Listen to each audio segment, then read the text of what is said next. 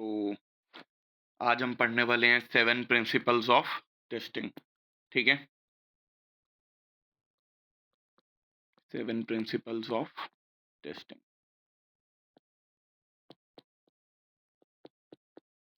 तो पहला पॉइंट है कि टेस्टिंग शोज डिफेक्ट। ठीक है, टेस्टिंग शोज डिफेक्ट का मतलब ये होता है कि टेस्टिंग से तुम्हें सिर्फ बग्स मिलते हैं। ठीक है, testing is equals to bugs, but testing is never equal to perfection.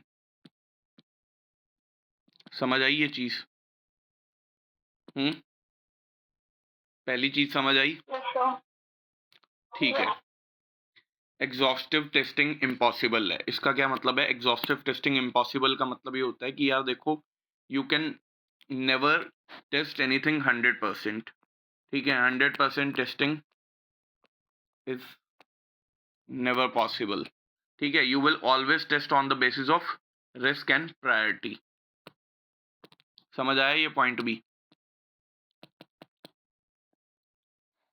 Risk and priority वाला पॉइंट समझ आया? ठीक है, talking about the third point, early testing save cost. ठीक है, अब तुम सपोज करो कि तुम एक डिज़ाइन चेक कर रहे हो। ठीक है, इसमें एक बटन है। ठीक है, जिस पे टेक्स्ट गलत अलाइंड है। ठीक है, सपोज करो कि लेफ्ट अलाइंड है। ठीक है, टेक्स्ट, बट यूजुअली टेक्स्ट कहाँ अलाइंड होता है? सेंटर में। ठीक है, तो अब तुम्हें ये पहले ही डिफेक्ट मिल गया, तो कोडिंग का जो कोडिंग में रीवर्क होना था, जब तुम अगर बाद में टेस्टिंग करते, ठीक है, तो कोडिंग का जो भी काम था वो बच गया। राइट? समझ आया?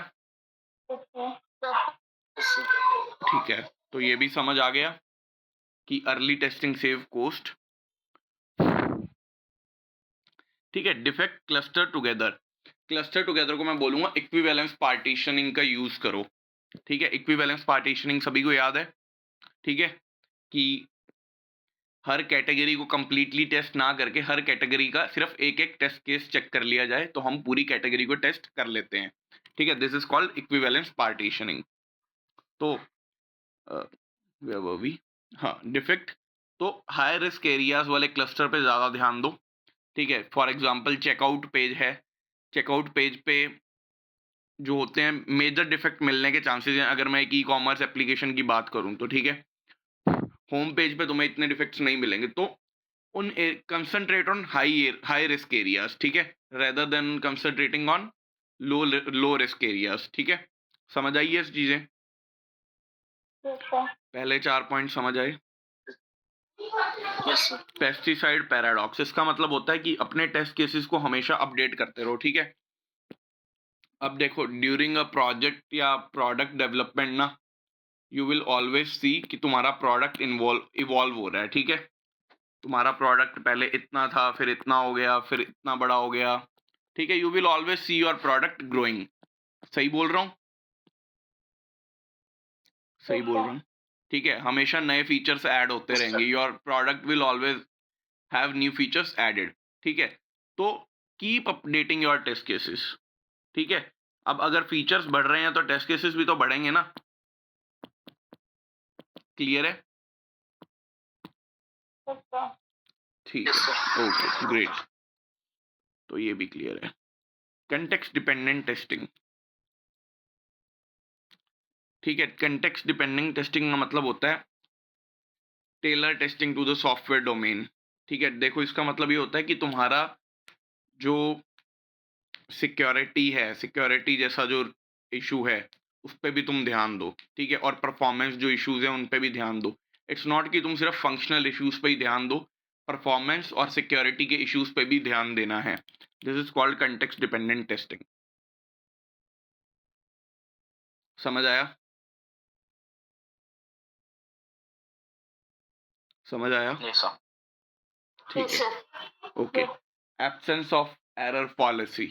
एब्सेंस ऑफ एरर पॉलिसी का मतलब होता है कि यार देखो, जितना ज़रूरी बग्स फाइंड करना है ना, उतना ही ज़रूरी है रिक्वायरमेंट्स को मीट करना। अगर तुम्हारी रिक्वायरमेंट्स ही मेट नहीं हो पा रही हैं, जिसके लिए तुमने सॉफ्टवेयर बनाया है, उस हिसाब से सॉफ्टवेयर चल ही नहीं रहा है, तो what's the benefit of finding bugs? समझ रहे हो? There is no means of finding bugs ना, अगर तुम्हारा प्रोडक्ट उस हिसाब से चल ही नहीं रहा है कि जिस हिसाब से उसकी बिजनेस रिक्वायरमेंट्स हैं। क्लियर है ये पॉइंट? Yes sir. तो आगे चले, can we move forward? Okay, this is done too. जिसका भी माइक ऑन है प्लीज ऑफ कर लो। This is a interview friendly example, you can read this. Okay, हाँ, तो देयर आर सम टर्म्स, ठीक है। Business requirement, BRS, URS, user requirement specification, customer requires specification, ठीक है। बिजनेस रिक्वायरमेंट्स मतलब BR मतलब कि बिजनेस की रिक्वायरमेंट्स क्या हैं, हमें जो पैसा बनाना है उसकी रिक्वायरमेंट्स, उसके गोल्स क्या हैं, ठीक है। वो पैसा किस किस रेवेन्यू मॉडल पे बन रहा है, वो हमारा फुलफिल हो पा रहा है या नहीं हो पा रहा। यूजर रिक्वायरमेंट की अगर मैं बात करूं तो यूजर रिक्वायरमेंट क्या है, जो एंड यूजर है वो हमारे प्रोडक्ट से क्या एक्सपेक्ट करेगा। समझ आया? CRS क्या है? Customer specific. कस्टमर कौन होता है? क्लाइंट, ठीक है। तो क्लाइंट क्या चाहता है, ठीक है।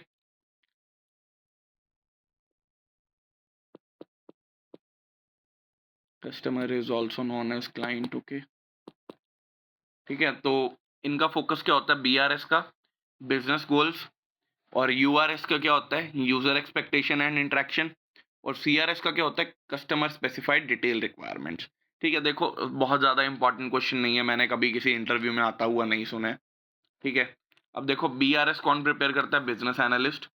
URS बिजनेस एनालिस्ट और प्रोजेक्ट मैनेजर दोनों कर सकते हैं, ठीक है। CRS कस्टमर रिप्रेजेंटेटिव या क्लाइंट रिप्रेजेंटेटिव, मतलब बेसिकली जो सेल्स का बंदा होता है, जो सेल्स लाता है, ठीक है, वो करता है।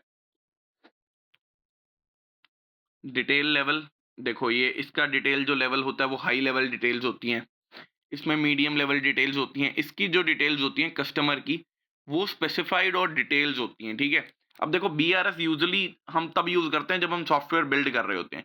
URS इतना ज्यादा यूज नहीं होता है। URS मेजरली टेस्टिंग के टाइम पे तुम एक्सपेक्ट कर सकते हो कुछ कुछ चीजें इसमें से, बट ये इसलिए स्पेसिफिक होता है क्योंकि ये कस्टमर जो हमें प्रोडक्ट, जो हमें प्रोजेक्ट दे रहा है ना, ये वो बता रहा है कि मुझे ये चीजें चाहिए, ठीक है। तो this is basically specified and detailed, ठीक है। अब एग्जांपल, BRS, BRS में एक एग्जांपल होगा, तुम्हें ऑनलाइन शॉपिंग फंक्शनैलिटी इनेबल करनी है, ठीक है। अब इसका अगर मैं यूजर फ्रेंडली एग्जांपल बोलूं तो यूजर को अपने ऑर्डर की हिस्ट्री दिखनी चाहिए, ठीक है। और अगर मैं कस्टमर के हिसाब से बोलूँ तो कस्टमर इसे और डिटेल देगा कि ये 3 लैंग्वेजेस सपोर्ट करेगा और 10 के यूज़र्स एक साथ सपोर्ट करना चाहिए ये। ठीक है, समझ आया? डिफरेंशिएशन समझ आया BRS, URS और CRS का?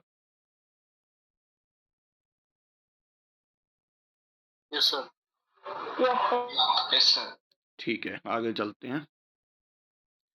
ठीक है, ये इंटरव्यू क्वेश्चन है, पढ़ लेना। ठीक है, आज की क्लास यार मुझे नहीं लगता बहुत ज़्यादा लंबी होगी, ठीक है, because I am also not well, और मेजरली सारी चीज़ें थियोरेटिकल हैं, ठीक है। कुछ भी अगर कहीं भी नहीं समझ आ रहा है, यू नीड मोर एक्सप्लेनेशन, तो please let me know, okay. Usability testing, ठीक है। यूजेबिलिटी टेस्टिंग ना हमने पहले भी पढ़ा है कि एक यूज़र को, जैसे कि मैंने पहले एक फेसबुक के एग्जांपल देके समझाया था।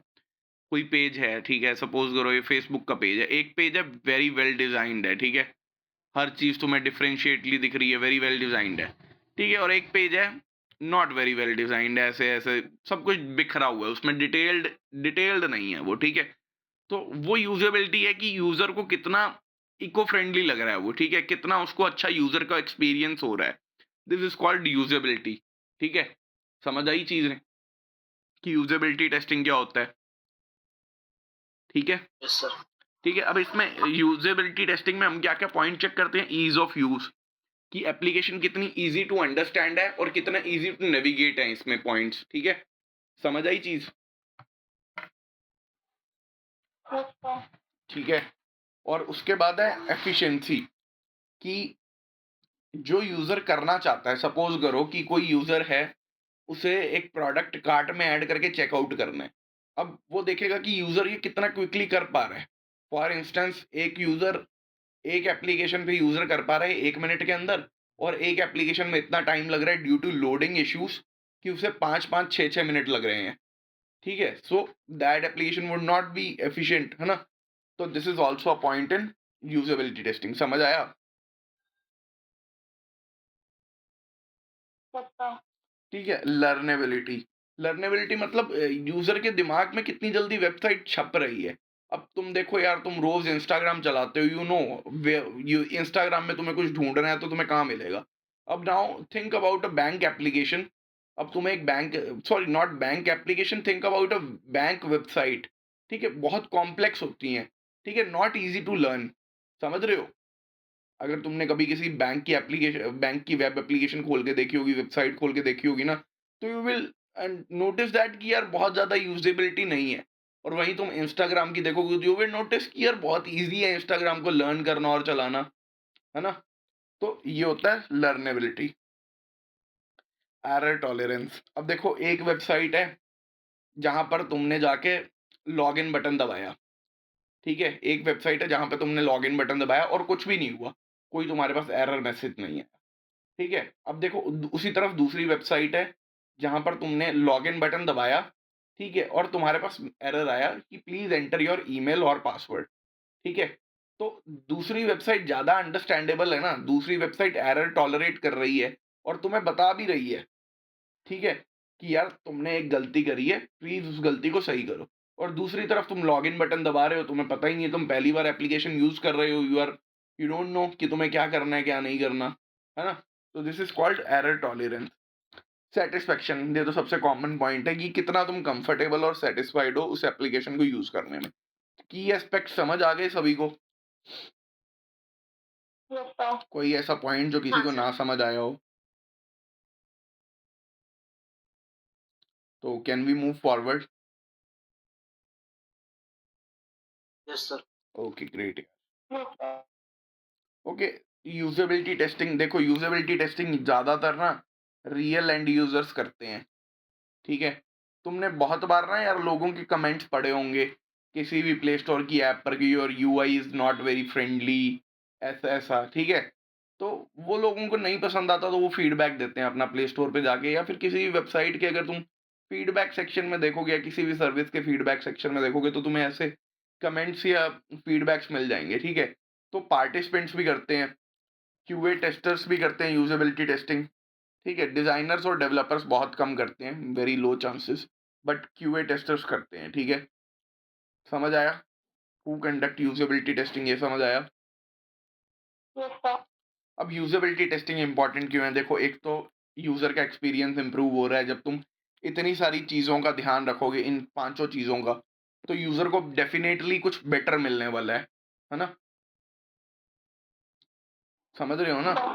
अब जब तुम इसे टेस्ट कर रहे हो, you are also testing it as a end user, ठीक है? तुम भी इसे एक एंड यूज़र की हैसियत हैसियत से चेक कर रहे हो, ठीक है? तो तुम्हें भी पता है कि क्या तुम्हारे क्या पेन पॉइंट्स हैं। अगर तुम एक यूज़र होते, तो तुम्हारे इसमें क्या पेन पॉइंट होते, तुम्हें ऐसी दिक्कत आती या ना आती? जैसे कि सपोज़ करो मैं एक वेबसाइट टेस्ट कर रहा हूँ और मैंने देखा यार ये 10 मिनट ले रही है, और अगर मैं यही सेम चीज़ अमेज़न पे कर रहा होता और अमेज़न 10 मिनट लेता ना, तो यार मैं इरिटेट हो जाता बहुत ज़्यादा। तो this is a pain point, right? समझ आई? ठीक है, इंक्रीज़ेज़ एडॉप्शन। अब देखो यूज़र फ्रेंडली एप्लीकेशन जो होती है ना, अब देखो एक एप्लीकेशन है इंस्टाग्राम, ठीक है? और इंस्टाग्राम जैसी ना बहुत सारी एप्लीकेशंस हैं, but what makes Instagram different कि Instagram is doing very, very, very well into usability testing, ठीक है? वो अपना यूज़र एक्सपीरियंस कंटिन्यूअसली एनहांस कर रहे हैं, ठीक है? समझ रहे हो मेरी बात? बहुत, अगर मैं आज से 2 या 3 साल पहले की बात करूँ, तो इंस्टाग्राम में कोई वैनिश मोड जैसा ऑप्शन नहीं था। इनफैक्ट आई गेस डेढ़ 2 साल पहले ही आया है वैनिश मोड का ऑप्शन, ठीक है? बट तुम समझो ना कि एडॉप्शन, जितने ज़्यादा यूज़र्स हैं, यूज़र्स का फीडबैक मिला। देखो स्नैपचैट में चैट्स गायब हो जाती हैं 24 घंटे के बाद, ठीक है? अब यूज़र्स को ऐसा एक फीचर चाहिए, स्नैपचैट यूज़र्स इतना यूज़ नहीं करते हैं बट इंस्टाग्राम यूज़ करते हैं। तो इंस्टाग्राम अपना वो फीचर भी तो प्रोवाइड कर सकता है ना, तो Instagram worked on that feature and provided that feature. समझ आई? तो आगे चलें? सभी को ये समझ आ गया why is usability testing important? Yes, sir. Okay, अब एक एग्जांपल की बात कर लेते हैं। सपोज करो कि एक ई कॉमर्स वेबसाइट है। टास्क क्या है कि यूजर को एक प्रोडक्ट फाइंड करना है, उसे कार्ट में ऐड करना है और चेकआउट प्रोसेस कंप्लीट करना है। ठीक है, अब तुम क्या क्या ऑब्जर्व करोगे इस टेस्ट केस में? क्या यूजर को सर्च बार दिख रही है? पहले तो यही देखोगे ना कि सर्च बार एक्सेसिबल भी है। कहीं ऐसा हो, सपोज करो ये एक एप्लीकेशन है, यहाँ 3 डॉट्स वाला मेन्यू बटन है और इसको दबाने पे तुम्हें दिख रहा है कि इसके अंदर एक सर्च ऑप्शन है। इंस्टेड ये एक अलग वेबसाइट है और यहाँ सर्च बीच में है। तो कौन सा वाला बेटर है, नंबर 1 और नंबर 2? कौन सा वाला बेटर है? Number 2. Why? I guess number 1 because Because of this is more accessible. yeah, but वो फंक्शनलिटी मतलब कैसा करते समय वो बीच में आ सकता है. See, we are talking about usability, okay? We are talking about usability. How? अब तुम एक बात बताओ, कभी Amazon या Flipkart चलाया है? Yes, sir. उनकी सर्च बार्स कहाँ पर है? सेंटर में? Center. Centre of the application. वो क्यों है? So that user can access it easily. अब तुम सपोज करो कि मैं उसे छुपा दूं, मैं उसे ऐसे ही किसी जगह पे छुपा दूं, तो वो यूजर्स को मिलेगी नहीं और इसका रिजल्ट क्या होगा? User will not be able to search products. ठीक है, अब यूजर को जो प्रोडक्ट्स होम पेज पे दिखे, अगर उसमें से उन्हें कोई पसंद आया तो ही विल परचेज इट, नहीं तो नहीं। और अगर यूजर को अपना प्रोडक्ट नहीं मिला तो Amazon is definitely losing its customer ना। समझ आई मेरी बात? Yes, sir. ठीक Yes, है, sir. अभी बताओ 1 और 2 में से कौन सा बेटर है? Right. समझ आया? ठीक है, अब देखो Yes, sir. दूसरा एग्जाम्पल एक पेज ले लेते हैं यार। दूसरा एग्जाम्पल नहीं, मतलब अगले स्टेप के बारे में बात करते हैं। ठीक है, अब देखो, अब देखो ये एक अमेजोन का पेज है, यहाँ पर प्रोडक्ट्स हैं और यहाँ पर प्लस माइनस आइकन बना हुआ है। ठीक है, समझ आई मेरी बात? ठीक है, अब देखो Yes, sir. एक ये वेबसाइट है, ये एक प्रोडक्ट है। ठीक है, अब इस प्रोडक्ट के यहाँ पर मुझे दिख भी नहीं रहा, इतना छोटा वो बना हुआ है मेन्यू आइकन। ठीक है, इस मेन्यू आइकन के अंदर आएगा ऐड टू कार्ट। ठीक है, और उसमें ना ये प्लस माइनस, यहाँ पर जब तुम प्लस माइनस करते हो तो तुम्हें काउंट भी दिखता है। ठीक है, अगर तुम्हें प्लस करोगे तो 1 हो जाएगा, फिर 2 हो जाएगा। ठीक है, ऐसे ऐसे तुम्हें इसमें काउंट भी दिखता है। तो अब बताओ कौन सा वाला बेटर है, फर्स्ट वन या second one? This is first and this is second. First one. Okay, First one. First one. Okay, is there anyone जिसको अभी भी लगता है कि सेकंड वाला बेटर है? First one. Okay, cool. ठीक है, ऐसे एग्जांपल से चीजें जल्दी समझ आती हैं थोड़ी। थोड़ा रियल लाइफ एग्जांपल जो तुम्हारे आसपास हो रहे हैं, जैसे मैं अमेजोन और फ्लिपकार्ट को काफ़ी हाईलाइट करता हूँ या ज़ोमैटो को काफ़ी हाईलाइट करता हूँ, तो तुम्हें रियल टाइम चीज़ें समझ आती हैं। ठीक है, Yes, sir. तो तुम्हें रियल लाइफ एग्जांपल समझ आने बहुत ज़रूरी है, क्योंकि जब तुम रियल लाइफ प्रोजेक्ट्स पे बात करोगे ना, तो तुम्हें ये एग्जांपल्स बहुत काम आने वाले हैं। ठीक है, क्योंकि मेरे बहुत काम आए हैं जब मैंने अपनी जर्नी स्टार्ट की थी। ठीक है, तो दूसरा स्टेप भी क्लियर है? Yes, sir. ठीक है, अब देखो तीसरा स्टेप। अब तुमने इसमें ऐड टू कार्ट कर दिया। अब ना इसमें ये दूसरे वाले पेज की बात कर रहा हूँ। तो इनने इसमें ऐड टू कार्ट कर दिया। अब ये बस ना यहाँ पे इसका एक कार्ट आइकन बना हुआ है यहाँ पर कहीं पर, और इसमें ये प्रोडक्ट चला गया। अब इसमें क्या होगा, जब भी तुम ऐड करोगे ना, तो यहाँ पे नीचे एक बटन आ जाएगा जिस पे लिखा होगा proceed to checkout. I will call this POC. अब बताओ कौन सा वाला बेटर है? देखो मुझे एक चीज दिख रही है कि इसमें ना मुझे बड़ा क्लियरली एक स्टेप दिख रहा है कि प्रोसीड टू चेकआउट। बट ये वाला उसी के लिए फीजेबल है यार जिसने पहले लाइफ में कभी पहली बार मतलब ई कॉमर्स एप्लीकेशन यूज करी है। अगर कोई अनपढ़ बंदा आ जाए ना, तो उसे तो यही समझ आएगा कि अब मुझे प्रोसीड टू चेकआउट करना है। बट अगर ये वाला कोई यूज कर रहा होगा ना, तो उसी को समझ आएगा जिसको बहुत एक्सपीरियंस है ऑनलाइन शॉपिंग के साथ।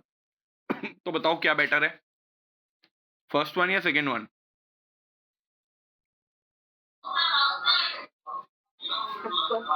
First बताओ one. First one. First one. क्यों? क्योंकि स्टेप्स क्लियरली डिफाइंड हो रहे हैं। समझ आ रहे है? Proceed to checkout. अब मुझे यहाँ पर ये बटन मुझे बिल्कुल सामने सामने बड़ा बड़ा बटन दिख रहा है कि मुझे चेकआउट पे प्रोसीड करना है, ठीक है। तो ये हो गया हमारा तीसरा स्टेप भी कंप्लीट। अब देखो, हो सकता है इसमें इश्यूज क्या क्या आ सकते थे। सपोज करो कि ऐड टू कार्ट का बटन बहुत छोटा है, ठीक है। हो सकता था ना कि वो जो प्लस और माइनस के बटन है वो बहुत ज़्यादा छोटे हों, तो तुम्हें उनके साइज़ेस का ध्यान रखना है। इट्स नॉट ओनली इम्पोर्टेंट कि उनकी प्रेज़ेंस इम्पोर्टेंट है, तुम्हें उनके साइज़ेस और उनके डिज़ाइन यूज़र फ्रेंडली है या नहीं है, इन सब चीज़ों का ध्यान रखना है। जो पेमेंट पेज है वो बहुत ज़्यादा कन्फ्यूज़िंग ना हो, जो मेजर फ़ील्ड्स रिक्वायर्ड हैं पेमेंट करने के लिए, सिर्फ़ वही फ़ील्ड्स प्रेज़ेंट हो, ठीक है? समझे समझे मेरी बात? ठीक है? ओके, तो ये एग्ज़ाम्पल समझ आ गया? अब यार ये चीज़ ना मैं बहुत ज़्यादा एक्सप्लेन नहीं करूँगा, ठीक है? क्योंकि ऑलरेडी हर टाइप की टेस्टिंग में हमने ये चीज़ पढ़ी है, ठीक है? प्रोसेस क्या होता है? प्लानिंग में हम ऑब्जेक्टिव डिफाइन करते हैं, टारगेट यूज़र्स हम समझते हैं कि हमारे टारगेट यूज़र्स कौन होंगे, बेसिकली एक प्लानिंग करते हैं, ठीक है? उसके बाद हम करते हैं टेस्ट एनवायरनमेंट सेटअप मैं तुम्हें ऑलरेडी बता चुका हूँ, टेस्टिंग एंड प्रोडक्शन थिंग, ठीक है? उसके बाद एग्ज़ीक्यूशन, जो हमने टेस्ट केसेस लिखे थे, उन्हें हम परफ़ॉर्म करते हैं, ठीक है? ये भी समझ आ गया। एनालिसिस, अब चेक करते हैं कि कौन सा टेस्ट पास हुआ है और कौन सा फेल हुआ है, ठीक है। तो ये समझ आ गया, प्रोसेस ऑफ यूजेबिलिटी टेस्टिंग समझ आया। कोई बहुत लंबी चौड़ी चीज़ नहीं है, पहले बहुत बार हम ये चीज़ पढ़ चुके हैं, ठीक है। तो बार बार मुझे एक ही चीज़ करने का ज़्यादा नहीं लगता है, ठीक है। टाइम वेस्ट वाली बात लगती है मुझे, ठीक है। आगे चलें यार? ठीक है, ग्रेट यार। टेक्निक्स इन यूजेबिलिटी टेस्टिंग, ठीक है। टेक्निक्स क्या होती हैं? Think allowed protocol, users verbally एक प्रोसेस एक्सप्लेन करते हैं और फिर एप्लीकेशन के साथ इंटरेक्ट करते हैं, ठीक है। सपोज करो तुम्हें किसी ने वो बता दिया, मैंने तुम्हें प्रोसेस बता दिया कि तुम्हारे सामने होम पेज आएगा, उसमें तुम सर्च करोगे, ठीक है। सर्च करोगे, सर्च करने के बाद ऐड टू कार्ट करोगे। अभी मैंने तुम्हें कोई स्क्रीनशॉट या कुछ नहीं दिया है, मैं सिर्फ तुम्हें स्टेप्स बता रहा हूँ। तुम सर्च करोगे, you will search the product, add to cart button दबाओगे और प्रोसीड टू चेकआउट करोगे, ठीक है। अब अगर तुम इन 3 स्टेप्स को सिर्फ सुन के टेस्ट कर पा रहे हो, तो टेक्निक नंबर 1 तुम्हारी पास हो रही है, ठीक है। समझ आई मेरी बात? और अगर तुम इन तीनों स्टेप्स को सुनकर इस प्रोसेस को फॉलो नहीं कर पा रहे हो, तो ये वाला तुम्हारा फेल हो रहा है, ठीक है। अब तुम सोचो, मैंने तुम्हें बोला सर्च करना, फिर ऐड टू कार्ट बटन पे क्लिक करना। अब तुम सोचो, सर्च करने के बाद तुम्हें ऐड टू कार्ट का बटन ही नहीं मिल रहा है, तो इज़न्ट इट डिफिकल्ट? समझ आया? ए टू बी टेस्टिंग, ठीक है। इसमें हम क्या करते हैं, जैसे ये ए टू बी टेस्टिंग हमने अभी अभी करी, ये वाली जो हमने दो अलग अलग चीज़ों को कंपेयर किया, और जो बेटर होती है उसे हम आगे के लिए कंटिन्यू कर देते हैं। समझ आई? ए बी टेस्टिंग समझ आई? ठीक है। सर्वेज एंड फीडबैक, ये यूजुअली अगर तुम प्ले स्टोर पे जाके कुछ एप्लीकेशंस के नीचे देखोगे ना, तो वहां पर तुम्हें फीडबैक्स दिखेंगे लोगों के, उनके फीडबैक के बेसिस पे हम कुछ कुछ नई नई चीजें इंप्लीमेंट करते हैं और कुछ कुछ चीजें टेस्ट करते हैं, ठीक है। तो उसे बोलते हैं सर्वेज एंड फीडबैक्स। समझ आया? Techniques used in usability testing. आगे चलें? ओके। एडवांटेजेस के बारे में हम ऑलरेडी बात करके आए हैं, इंपॉर्टेंस में ही गिन लो, ठीक है। इम्प्रूव प्रोडक्ट डिज़ाइन, कस्टमर की सेटिस्फेक्शन एनहांस होती है, और ट्रेनिंग कॉस्ट, ठीक है। अब देखो, ट्रेनिंग कॉस्ट यार यूजुअली ना एक प्रोजेक्ट के लिए होती है, प्रोडक्ट के लिए इतनी नहीं होती है। What is training cost? तुम कोई भी प्रोजेक्ट बनाते हो ना, तो उसे क्लाइंट को एक्सप्लेन करना पड़ता है पहले, हैंड ओवर करने से पहले, ठीक है। तो हैंड ओवर करने में भी ये जो इस एक्सप्लेनेशन को हम कहते हैं, वो हम कहते हैं ट्रेनिंग, ठीक है। ट्रेनिंग और नॉलेज ट्रांसफर, तो इसकी कॉस्ट रिड्यूस हो जाती है, ठीक है। समझ आई मेरी बात? एडवांटेजेस समझ आ गई? ठीक है। चैलेंजेस इन यूजेबिलिटी टेस्टिंग, अब देखो, ऐसे लोग ढूँढना मुश्किल हो सकता है, जो तुम्हारे लिए सर्वेज़ एंड फीडबैक्स करें, ठीक है? और देखो इसमें ना यूज़र का नज़रिया है, जैसे अभी किसी ने थोड़ी देर पहले बोला था कि सेकंड वाला ज़्यादा बेटर है, तो अपना-अपना नज़रिया है, किसी को हो सकता है सेकंड वाला बेटर लगा हो, बट मेजरली एक ही नज़रिया होता है, ठीक है? तो जहाँ मेजॉरिटी होती है, वहाँ उस तरफ झुकाव होता है, ठीक है? तो रिज़ल्ट में be subjective depending on the user. कौन जॉइन कर रहा है यार इतनी लेट? यार प्लीज़ थोड़ा टाइम पे जॉइन किया करो, it's already half an hour we have been into the class, okay? Required skilled user, ठीक है? अब देखो इसके लिए ना अच्छी ऑब्जर्वेशन चाहिए। अगर तुम्हारी अच्छी ऑब्जर्वेशन है तभी तुम कर सकते हो ये चीज, ठीक है? तो स्किल्ड ऑब्जर्वर्स, ठीक है? चैलेंजेस इन यूजेबिलिटी टेस्टिंग समझ आया? चैलेंजेस इन यूजेबिलिटी टेस्टिंग समझ आ गया? आगे चलें। ओके, ये इंटरव्यू क्वेश्चन है, please go through it. Database testing नाम से ही समझ आता है। डेटाबेस क्या होता है? डेटाबेस क्या होता है? देखो एक टेबल है, a collection of data in the form of tables, rows and columns is known as database. This is called a database, ठीक है? सभी को समझ आया डेटाबेस क्या होता है? Not too hard thing. I guess सभी को Excel is a very common example of a database. Google Sheets is the example. SQL is the example. और MS SQL is the example. MongoDB is the example. Okay बहुत सारे examples हैं database के, तो I don't think so कि बहुत ज़्यादा deep dive जाने की ज़रूरत है हमें डेटाबेस के अंदर, ठीक है? मैनुअल टेस्टिंग के अंदर तुमसे कोई कुछ नहीं पूछेगा, ठीक है? डेटाबेस टेस्टिंग में हम क्या करते हैं कि हम चेक करते हैं कि डेटा सही से स्टोर हो रहा है, रिट्रीव हो रहा है और मैनेज हो रहा है, ठीक है? ये चीज़ें हम चेक करते हैं डेटाबेस टेस्टिंग में, ठीक है? इससे एक डेटा सिक्योरिटी इंश्योर होती है और एक्यूरेसी इंश्योर होती है। इंटीग्रिटी को अभी भूल जाओ, ज़्यादा अंदर मत घुसना इंटीग्रिटी के, ठीक है? हम स्ट्रक्चर चेक करते हैं, फंक्शनैलिटी और बिहेवियर अलग अलग कंडीशंस में, ठीक है? फॉर एग्जांपल एक पेज है, उस पेज पे लॉगिन पेज है, ठीक है? डेटाबेस में बहुत सारे यूज़र नेम और पासवर्ड स्टोर हैं, ठीक है? तो मैं इन यूज़र नेम और पासवर्ड्स को भर भर के देखूंगा कि यही एक्सेस कर पा रहे हैं पेज को, कोई और तो नहीं एक्सेस कर पा रहा है इनके अलावा, ठीक है? तो this is one of the example, ठीक है? अब देखो why database testing is important. Database testing important है क्योंकि देखो डेटाबेस जो होता है ना, वो बहुत सारी इन्फॉर्मेशन स्टोर करता है, और जैसे कि मैंने अभी बोला यहाँ पे यूजर नेम और पासवर्ड, तो ठीक है, this is a critical information, important information, ठीक है? ट्रांजैक्शन की इन्फॉर्मेशन भी डेटाबेस में स्टोर होती है, ठीक है? तो अलग अलग चीज़ें हैं, इंपॉर्टेंट चीज़ें जो हैं वो डेटाबेस में होती हैं। तो अगर डेटाबेस का कोड ब्रोक हो गया, ठीक है, डेटाबेस का कोड ब्रेक हो गया, तो it can lead to security issues, इसीलिए this is one of the major reason, ठीक है? और डेटा का फ्लो सही से हो रहा है या नहीं हो रहा, ठीक है? ये हमने ऑलरेडी डिस्कस किया हुआ है ना कि प्रोडक्ट पेज से जब हम चेकआउट पेज पे जाते हैं तो तीनों प्रोडक्ट्स का टोटल सही आ रहा है या नहीं आ रहा, और वो क्यों आएगा?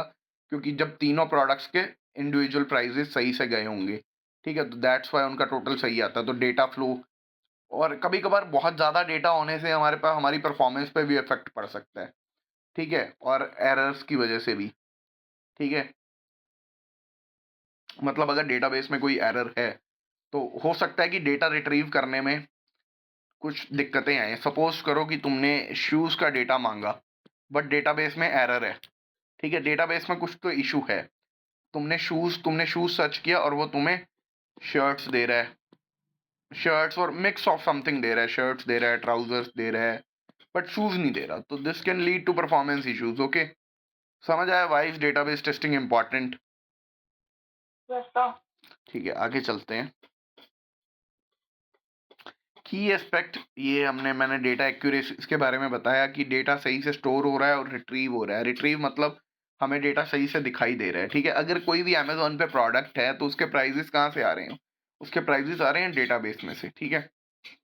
तो ठीक है, डेटा इंटीग्रिटी क्या होता है कि यार डेटा में सही से रिलेशन मेंटेन हुए हैं या नहीं हुए, रिलेशनशिप बिटवीन द डेटा।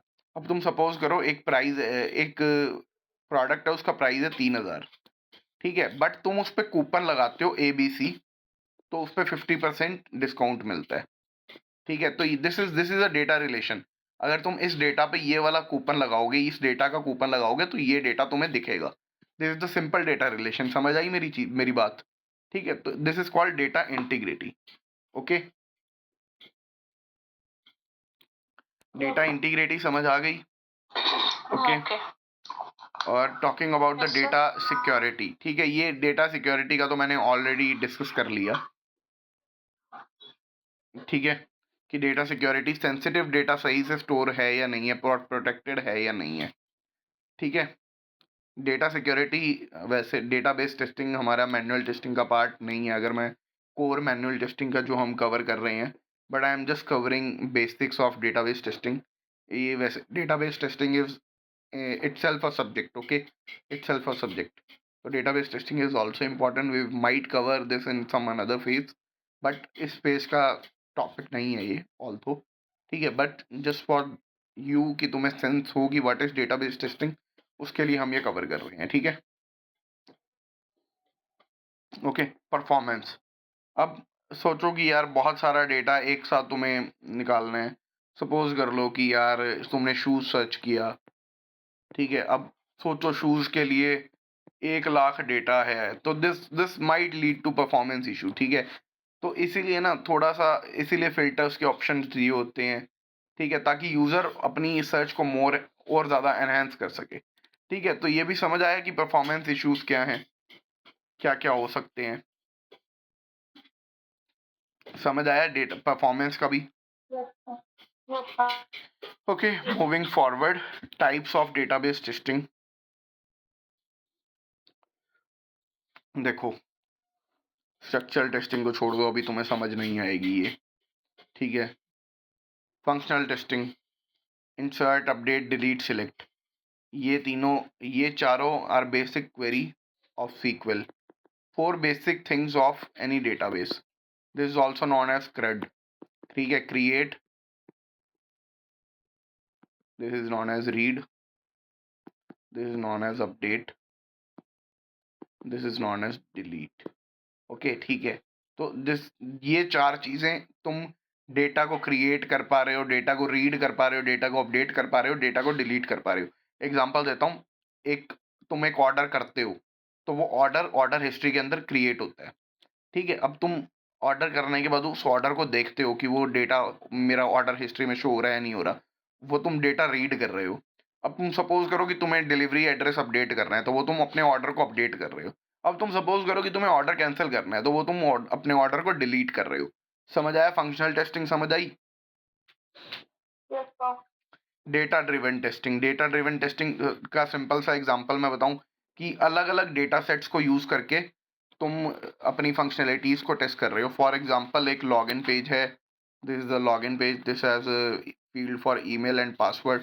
तुम एक बार सही ईमेल दे रहे हो, सही ईमेल और पासवर्ड गलत, ठीक है। तो अलग अलग डेटा सेट्स। अब अगली बार ईमेल गलत तो पासवर्ड सही अब अगली बार ईमेल भी गलत, पासवर्ड भी गलत, ठीक है। तो ऐसे अलग अलग डेटा सेट्स। समझ आई मेरी बात? Yes, sir. Yes, sir. ठीक है, तो ऐसे अलग अलग डेटा सेट्स को हम कहते हैं डेटा ड्रिवन टेस्टिंग।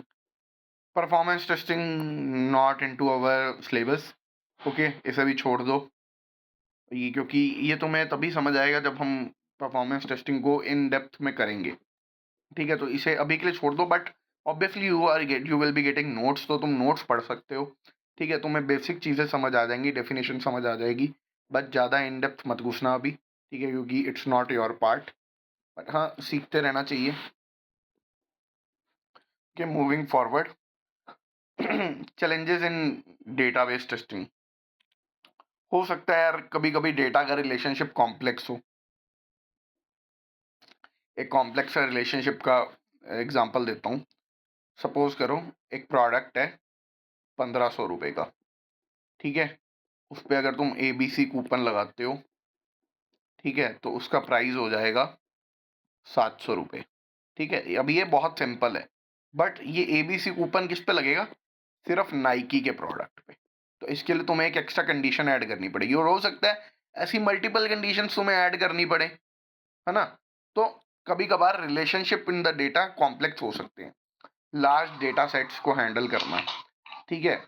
अभी मैंने तुम्हें सिर्फ 2 फील्ड्स के एग्जांपल दिए कि ईमेल और पासवर्ड। अब तुम सोचो कि ये साइन अप पेज होता और तुम्हारे पास 1, 2, 3, जिसका भी माइक ऑन है प्लीज ऑफ कर लो, 5, 6,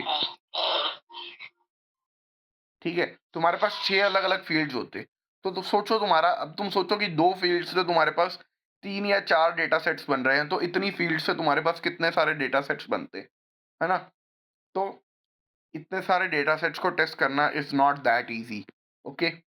so this is also one of the thing जो तुम्हें ध्यान रखनी है। So we were studying about the challenges, ठीक है, ठीक है। तो validating data migration during upgrades. तुम सोचो कि तुम V1 पे हो किसी सॉफ्टवेयर के, अब तुम सोचो कि तुम्हारा सॉफ्टवेयर अपडेट हो गया V2 पे आ गया, ठीक है, V2 पे आ गया, या फिर मैं कहूँगा कि यार कुछ भी, मतलब बहुत सारे मेजर चेंजेस हुए हैं, आर्किटेक्चरल चेंजेस, तो तुम डेटा को कैसे वेरीफाई करोगे? This is also one of the challenge in the database testing, ठीक है। फॉर टू हैंडल दिस, इसीलिए डेटा के बैकअप्स रखे जाते हैं फॉर एवरी अपडेट, ठीक है। समझ आई मेरी बात? तीनों चैलेंजेस समझ आए? Okay guys, cool. ये इंटरव्यू एग्जांपल है, please read it. Okay, what is functional testing? देखो, as the name suggest, functions को टेस्ट करना कि उनकी फंक्शनैलिटी एज एक्सपेक्टेड है या नहीं है, ठीक है। फंक्शनल टेस्टिंग की डेफिनेशन समझ आई? डेफिनेशन समझ आई? ठीक है, अभी एग्जांपल्स के साथ बात करेंगे तो ज़्यादा समझ आएगा, ठीक है। ठीक है, की पॉइंट्स क्या होते हैं कि एक तो हमें पर्पस देखना है कि जिस पर्पस के लिए उसे बनाया गया है वो एज एक्सपेक्टेड बिहेव कर रहा है या नहीं कर रहा। स्कोप, स्कोप में हम end to end workflow check करते हैं, सिस्टम इंटीग्रेशन चेक करते हैं और इंडिविजुअल फीचर्स भी टेस्ट करते हैं। फंक्शनल टेस्टिंग में हम यूनिट टेस्टिंग भी करते हैं, ठीक है, इंटीग्रेशन टेस्टिंग भी करते हैं, सिस्टम टेस्टिंग भी करते हैं, okay. Methods, tests are derived from functional specification और यूजर स्टोरीज। यूजर स्टोरीज के बारे में हम बाद में बात करेंगे, अभी इस वर्ड पे फोकस मत करना, ठीक है। अभी इतना समझ लो कि जो हमारे पास रिक्वायरमेंट्स होती हैं हम उनके थ्रू टेस्ट केसेस डिराइव करते हैं, ठीक है। Talking about the login functionality, एक एग्जांपल है कि तुम सोचो कि तुम्हारे पास एक लॉगिन पेज है, अगर तुम उसमें वैलिड यूजर नेम और पासवर्ड डाल रहे हो तो तुम verify user is logged in, ये मैसेज आ रहा है, ठीक है। So this is correct. और अगर तुम इनपुट इनवैलिड दे रहे हो तो तुम्हारी फंक्शनैलिटी क्या होनी चाहिए कि एरर मैसेजेस आने चाहिए, ठीक है। दोनों पॉइंट समझ आए? लॉगिन वाला, लॉगिन वाला समझ आया? मतलब सिंपल सी बात ये है कि तुम्हें चेक करना होता है कि चीजें एज एक्सपेक्टेड काम कर रही हैं या नहीं कर रही। ये ई कॉमर्स वाला एप्लीकेशन वाला एग्जांपल जरा खुद से पढ़ना और फिर मुझे बताना कि कोई डाउट है या नहीं है। और one more thing, you can always DM me यार, you can always text me, अगर कोई भी डाउट तुम्हें आ रहा है कहीं भी आ रहा है, ठीक है, you can always text me out, ठीक है। ठीक है, आगे चलता हूँ। Non functional testing, non functional testing देखो, यूजेबिलिटी टेस्टिंग जो है वो नॉन फंक्शनल टेस्टिंग में आती है, क्योंकि उसमें ना यूजर का इंटेंट होता है कि ठीक है यूजर को कैसे एप्लीकेशन अच्छी लग रही है, तो उसमें तुम कुछ भी फंक्शनल तो चेक नहीं कर रहे हो ना। समझ आई मेरी बात? परफॉर्मेंस टेस्टिंग, परफॉर्मेंस मतलब कि तुम्हारा जो एप्लीकेशन है या प्रोजेक्ट है या प्रोडक्ट है वो कितना अच्छा परफॉर्म कर पा रहा है, how well is it able to perform, ठीक है। मतलब एक साथ 10,000 यूजर्स हैंडल कर पा रहा है या नहीं कर पा रहा, कहीं एक एक साथ 10,000 लोगों ने लॉगिन कर लिया तो कहीं क्रैश तो नहीं हो रही वेबसाइट, ठीक है। तुमने बहुत बार देखा होगा कि सीबीएसई की वेबसाइट क्रैश हो जाती है जब भी 10th और 12th के रिजल्ट्स आते हैं, because it's not well tested in performance testing, okay. Key points में अगर मैं बात करूं तो ensure the system quality readiness for the deployment, ठीक है। स्कोप की बात करूं तो परफॉर्मेंस टेस्टिंग करते हैं, सिक्योरिटी टेस्टिंग इसमें आती है, ठीक है। Usability testing comes under this, ठीक है। मेथड्स की बात करूं तो नॉन फंक्शनल एस्पेक्ट जितने भी होते हैं बिजनेस रिक्वायरमेंट्स के अकॉर्डिंग, ठीक है, जैसे कि वेबसाइट 10,000 यूजर्स को एक साथ हैंडल कर पाए, तो दिस कम्स अंडर मेथड्स, ठीक है। अब ये एग्जांपल मैं ऑलरेडी दे चुका हूँ कि एक एप्लीकेशन 100 यूजर्स अगर एक साथ उसे एक्सेस कर रहे हैं तो कितनी जल्दी रिस्पॉन्ड करती है, कहीं सिस्टम क्रैश तो नहीं हो रहा हैवी लोड के अंदर, ठीक है, ये एग्जांपल हो गया। यूजेबिलिटी टेस्टिंग का एग्जांपल जरा खुद से पढ़ना, ठीक है। आगे चले। Yes sir. Okay great. Yes sir. कोई डाउट है किसी को?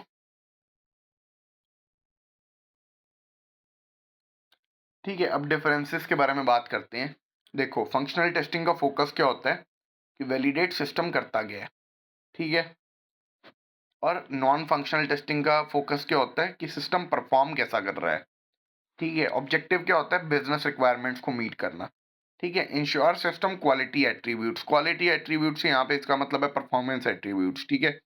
एग्जाम्पल्स लॉगिन हो गया, ऑर्डर प्लेसमेंट हो गया, डेटा रिट्रीवल हो गया, ये सब फंक्शनल टेस्टिंग के एग्जाम्पल्स हैं। और अगर नॉन फंक्शनल की बात करूँ तो परफॉर्मेंस हो गया, यूजेबिलिटी हो गया, स्केलेबिलिटी हो गया, सिक्योरिटी हो गया, ये सब नॉन फंक्शनल टेस्टिंग के लिए हैं, ठीक है।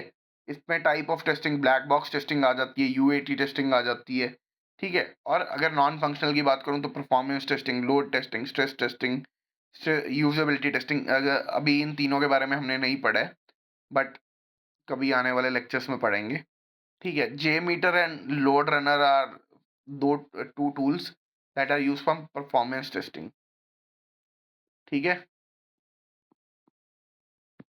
Yes sir. इसका मैट्रिक क्या होता है? पास या फेल, ठीक है। और नॉन फंक्शनल टेस्टिंग में होता है response time, throughput, user feedback. अभी इन दोनों टर्म्स में यूजर फीडबैक तो तुम्हें पता ही है, रिस्पॉन्स टाइम भी तुम समझ रही हो। थ्रूपुट में ज़्यादा मत घुसना अभी, ठीक है। डिटेल्ड एक्सप्लेनेशन में कभी बात करेंगे, ठीक है। तो इतना समझ आया की differences between functional and non functional testing. Yes sir. Okay great. Yes. Example जरा खुद से पढ़ना है एक बार, ठीक है। आई डोंट थिंक सो कि बहुत बड़ा एग्जाम्पल है। ओके, ये इंटरव्यू क्वेश्चन भी जरा खुद से कर लेना, नो नो वरीज, ठीक है। Okay, talking about next, what is regression testing? This is something important. मैंने कल ही रिग्रेशन टेस्टिंग एक्सप्लेन किया था, आई गेस। किसी को याद है? गाइस, अगर किसी को भी याद नहीं है तो दैट मीन्स कि तुम नोट्स नहीं पढ़ रहे हो। किसी को तो याद होना चाहिए। आई एम डैम श्योर कि मैंने ये लास्ट सेशन में एक्सप्लेन किया था। इज देयर एनीवन जिसको लगता है कि मैंने लास्ट सेशन में एक्सप्लेन नहीं किया? किया था। किया। तो आप लोगों को याद क्यों नहीं है? और मैंने बहुत अच्छे अच्छे हाँ, एग्जांपल्स भी दिए थे, मुझे लगता है। न्यू फंक्शनैलिटी की वजह से पुरानी functionality affect. Exactly exact definition बोली है तन्मय आपने, बिल्कुल, ठीक है। तो रिग्रेशन टेस्टिंग क्या होता है? Ensure new changes in the software have unintentionally not affected the existed functionality. ये होती है रिग्रेशन टेस्टिंग, कि कोई भी अगर कोड अपडेट हुआ है, कोड अपडेट हुआ है, कोड अपडेट होने के बाद कोई एग्जिस्टिंग फंक्शनैलिटी तो खराब नहीं हो गई हमारी,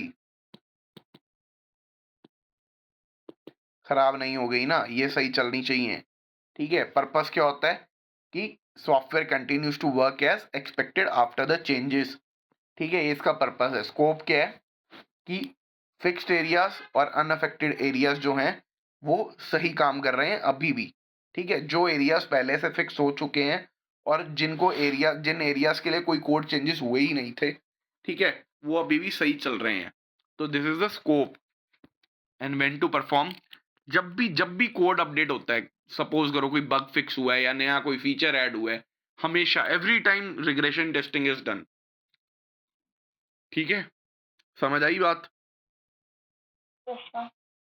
ठीक है ग्रेट। एग्जाम्पल मैंने कल ही दिया था, ठीक है, तो मैं वापस नहीं दूंगा। प्लीज इस एग्जाम्पल को पढ़ लेना, okay. This example would help you in interviews.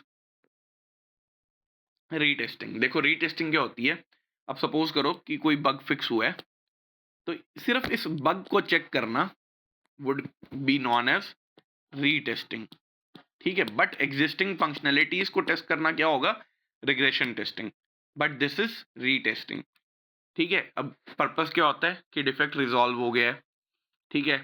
Scope क्या होता है? Only on the area where the defect was reported, जहां डिफेक्ट था या बग था, सिर्फ उसी को हम चेक करते हैं। कब करते हैं? आफ्टर द डेवलपर क्लेम्स, जब डेवलपर बोलता है कि बग फिक्स हो गया है, ठीक है? समझ आई मेरी बात? ठीक है? एग्ज़ाम्पल के बारे में सॉरी, किसी ने कुछ बोला?